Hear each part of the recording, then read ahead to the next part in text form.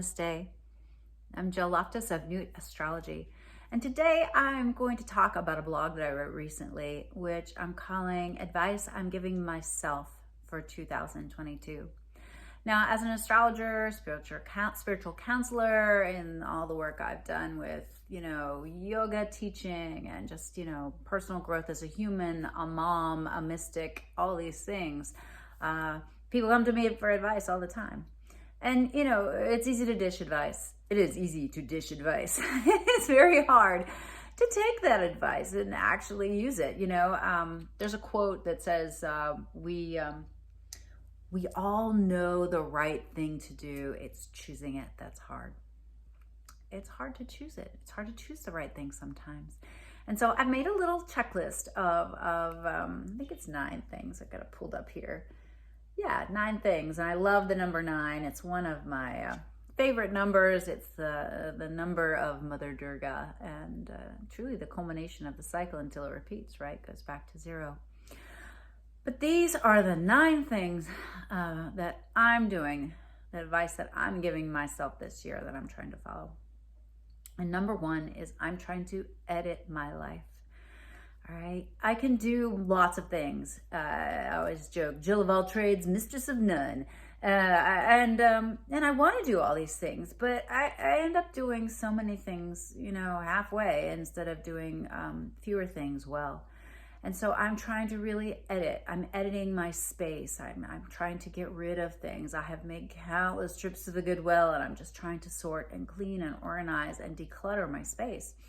And that's really a big focus. But then I also have to declutter my life so that I'm not running from here to there. I used to own a business, a yoga studio, a 70-hour week, 60-hour week was just not unheard of. 7 days a week of teaching, not unheard of for years and years. And then also single mom, running kids to and fro and managing them and feeding them and clothing them and all that. It was absolutely nuts. But now my life is chilling out a little bit. I'm kind of in that, I have to do a video on this. I'm not the maiden, I'm not the mother, I'm not yet the crone, I'm the queen. I'm in the queen stage of life, and so I gotta rule my kingdom.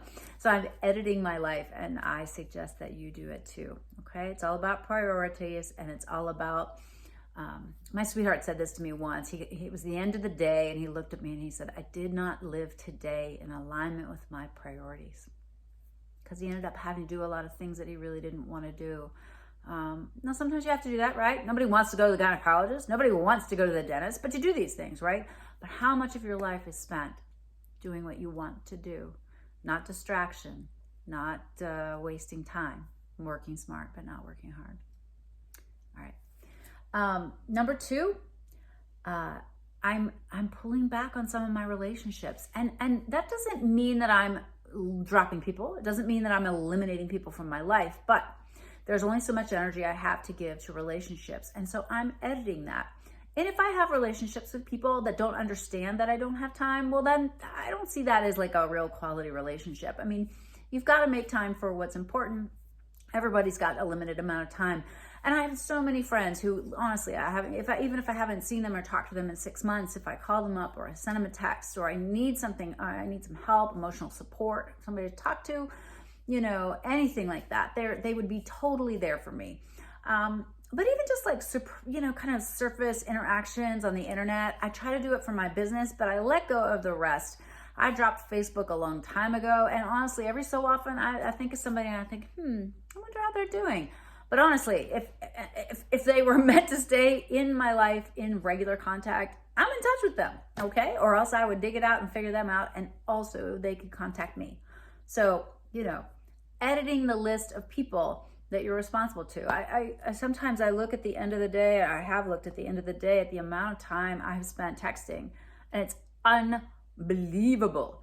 So I'm cutting that back, trying to not look at my phone as much too. Which takes me to number 3, more personal responsibility. I'm trying to take more personal responsibility for things in my life this year. And not just habits or things like that, but just things that I need, like food. I'm trying to grow more of my food. Water. I'm trying to make sure I set up my stores of water.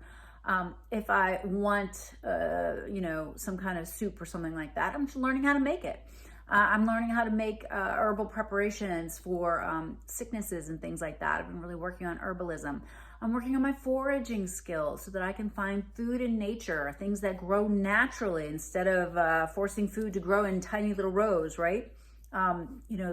Medicinal plants, wild plants. I'm trying to educate myself and become a little bit more self-sufficient. All right. Number 4, quiet time. Oh my gosh. I've gotten really in the habit. Again, I'm used to a certain amount of ruckus in my life. And now, instead of listening to a child or interacting with a child, I'll listen to a lecture or a podcast, or I'll, listen to something on YouTube. And I'm needing to really seek out these times of quiet, times of space. There's a sacred practice in yoga called Muna, M-O-U-N-A, the practice of silence. I find myself even muttering to myself because I've always had someone around to talk to. There's always been a kid. And, one of the things they tell you when you have a little one is like to always interact with them, right? That it helps with their language. Well, all my children are super bright and got talked to all the time. And now it's time for me to be quiet a little bit more. And so I'm trying to institute times of quiet, times of listening to the birds, times of just listening to the silence and really relishing and enjoying that quiet time. It can be a very potent creative time, but I've got to make space for it because it's just easy for everything else to, kind of gobble up those moments. All right. Number 5, a schedule. Boy, the pandemic just took our schedules and, right? But the good news is the pandemic did that because we realized how frantic we were and how much we were packing into every day. So now it's more about creating a schedule that's a little bit more, that works for you. Now, I know a lot of you have children, you've got more responsibilities than ever. The pandemic has not chilled out your life, okay? But we still need a routine. We still need to schedule time for ourselves. If you have a tough time in the winter, you need to schedule a weekend away or schedule yourself a massage. You need to be looking ahead a little bit. You need to be a little more proactive. This also goes back to the whole issue that we're having with supply chains and stuff like that. I mean, you just cannot be running out the door, grabbing, whatever, just because they're calling for snow, right? You should already have that stuff on hand. Try to get yourself a schedule that works for you, that keeps you on track so that you're productive. So at the end of the day, you do have time to relax. You do have time to enjoy your family, your friends, your loved ones. You do have time to watch that movie or whatever it is that fills your cup. All right.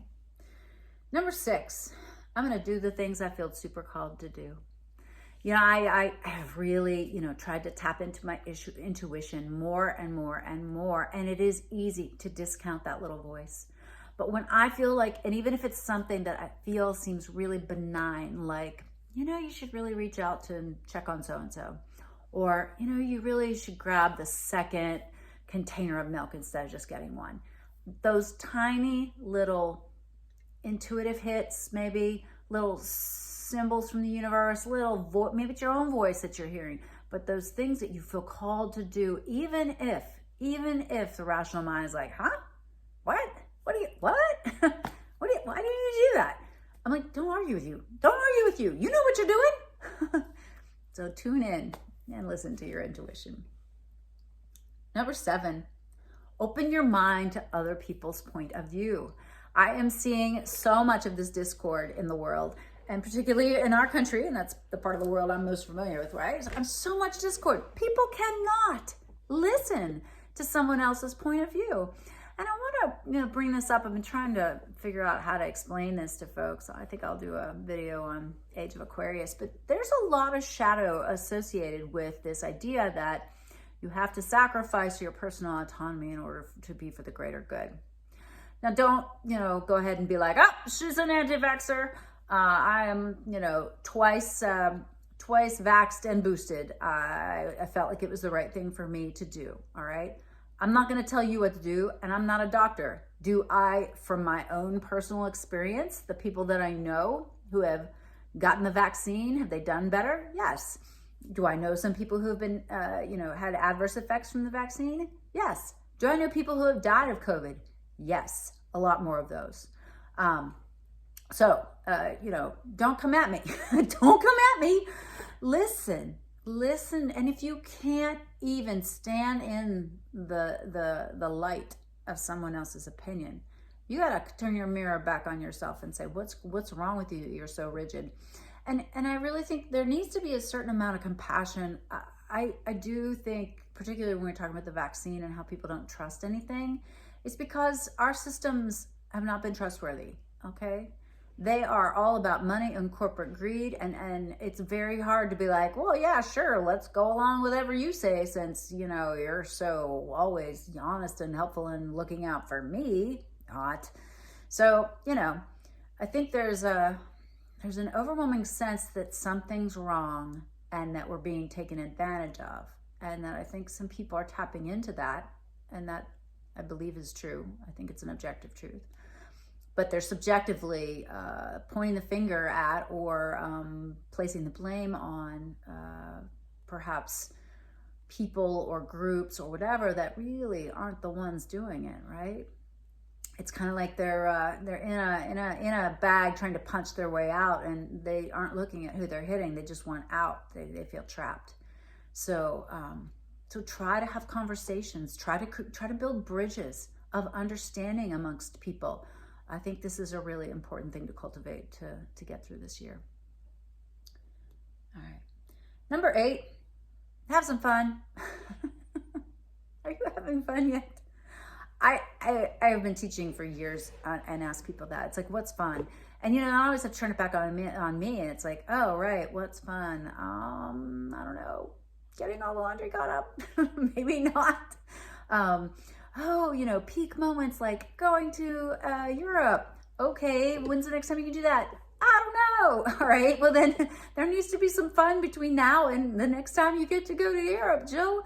So finding little things throughout the day that you can enjoy.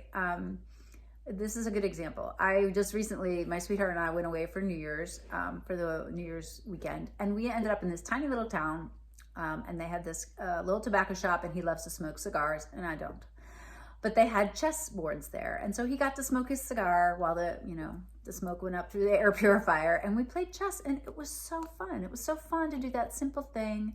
You know, we just had never done that together.